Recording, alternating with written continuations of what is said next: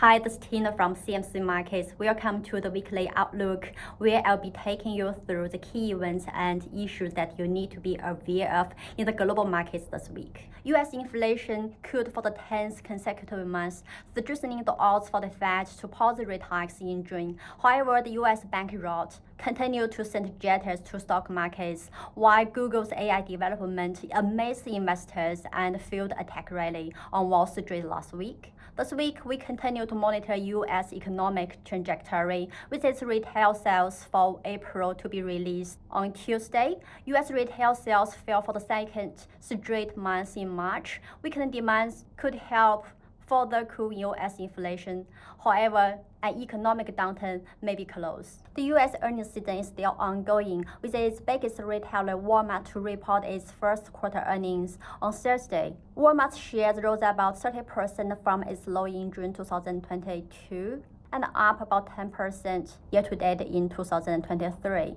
Walmart beat earnings expectation in its final quarter's earnings 2022, but provided a soft outlook for 2023. There will be investor focus for how Walmart will gauge the U.S. retail sector's performance and consumer power. Coming to China, a slew of influential economic data will be due for release on Tuesday to continue to gauge the country's economic recovery.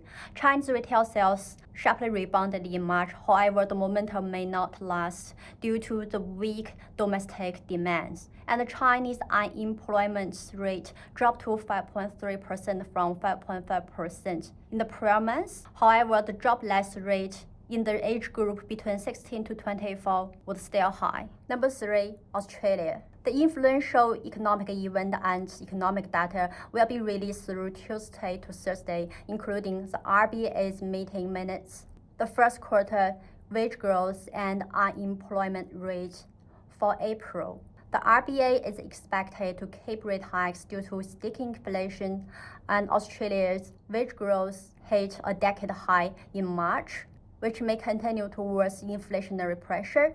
This makes this week's employment data critical for investors to gauge the country's economic trajectory. The last one, New Zealand. The government will release its 2023 budget on Thursday. The government's still facing challenges of reduced cost of living and cyclone damage. More incentive measures are expected. Let's see what the government would plan for the new year. Now let's go through the technical charts of top instruments. First one is Nasdaq.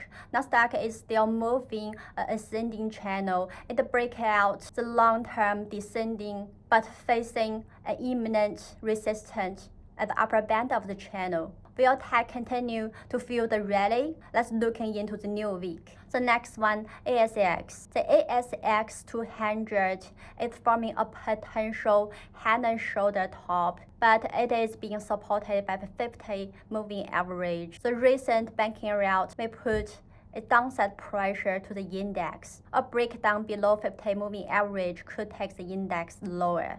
The next one, Hang Seng Index. The index broke down its 50-day moving average, reflecting the recent sluggish economic data. However, it had a bullish breakout of this long-term descending trend line since the end of last year after China reopened its economy. Upcoming economic data will continue to provide clues for the index trending clues. Next one is gold. Gold has been moving in this ascending channel since the end of last year.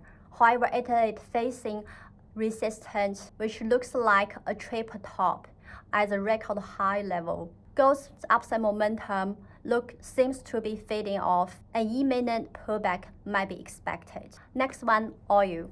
WTI futures formed a potential double bottom and rebounded sharply last week.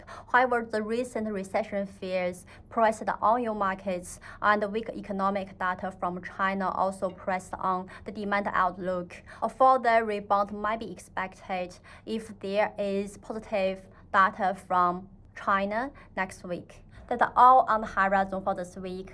If you have any questions, please leave a comment and I will get back to you. Subscribe to the channel to keep in touch for future videos. Have a good week ahead.